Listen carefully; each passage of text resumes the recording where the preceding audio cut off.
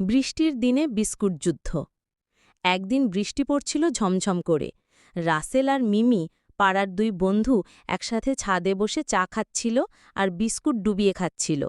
মিমি বলল, দেখিস রাসেল, আমি 1 সেকেন্ডে বিস্কুট ডুবিয়ে খেতে পারি।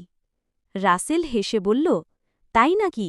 আমি তো 5 সেকেন্ডে বিস্কুট ডুবিয়ে ভেজাই, আবার তুলে খাই, একটাও ভাঙে না। চ্যালেঞ্জ শুরু। মিমি 1, বিস্কুট ডুব দিল। 2, ওমা, পুরো বিস্কুটটা চায়ে পড়ে গেল। রাসেল হা হা করে হাসতে লাগল। তোর বিস্কুট স্নান করল।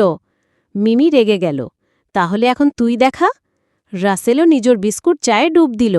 1, 2, 3, 4, 5, টুপ, বিস্কুট ভেঙে গেল। চায়ের কাপের মধ্যে বিস্কুটের কাদা। দুজনেই এবার একে অপরের দিকে তাকিয়ে হা হা করে হাসতে লাগল। শেষমেশ দুজনে মিলে সেই চায়ে চামচ দিয়ে বিস্কুট স্যুপ বানিয়ে খেল।